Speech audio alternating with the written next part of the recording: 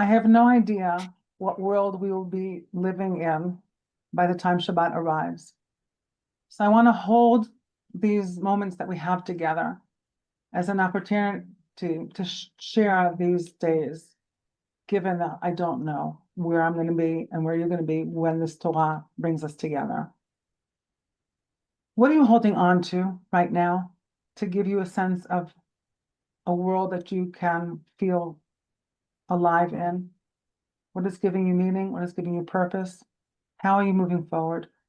Who are you doing it with? I want to ask another couple of questions. And at any time, you can pause to sit with the questions themselves. That's also a gift that we can share. I want to think about 3 couples that I'm sitting with these last weeks.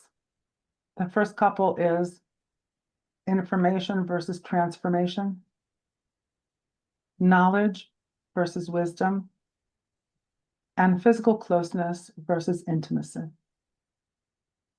I'm going to repeat that. Transformation versus information, wisdom versus knowledge, intimacy versus physical closeness. I want to ask you, how do you live with these concepts?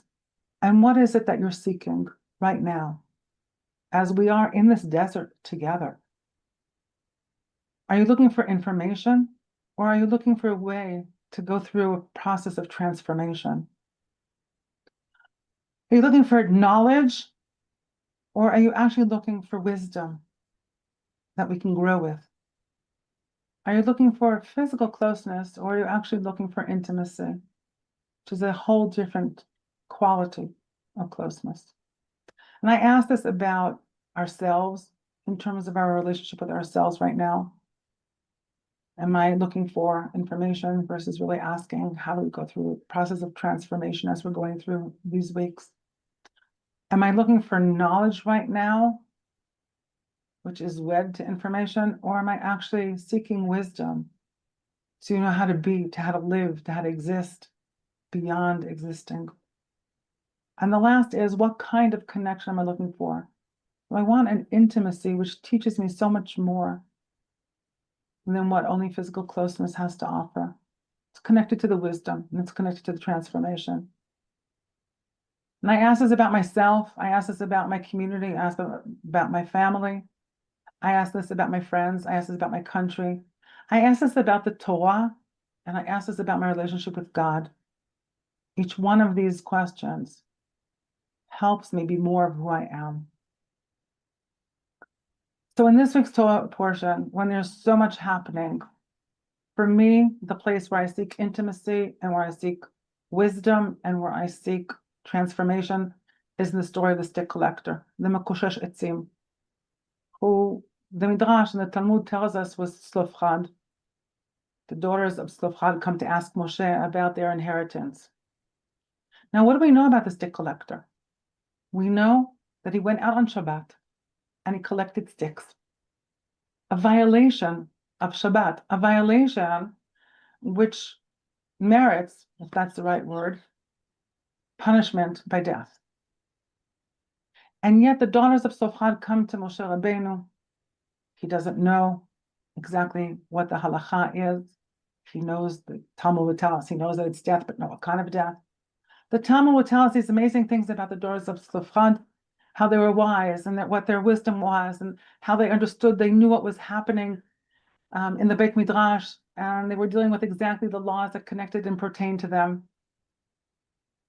Rashi quotes the Midrash that says that they saw what the Torah in the heavens is. Their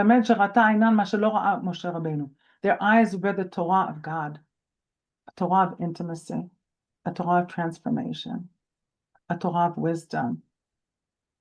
And it is in their merit that the laws of inheritance are named after them, are bound to their identity.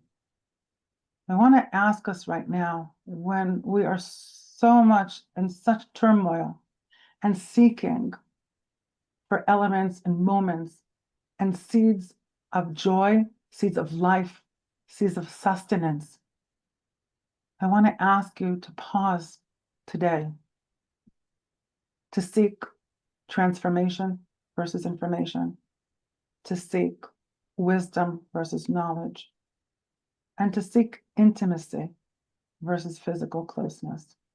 And I pray that we can come together in moments of intimacy, of wisdom, and transformation, and wake up into a new world, a healthier world, a healed world, a world in which we can sustain and support and bring life and vitality to each other, to our relationship with ourselves, to our relationship with God, and the world that God created and planted us on. Shabbat Shalom, only blessings and health and healing.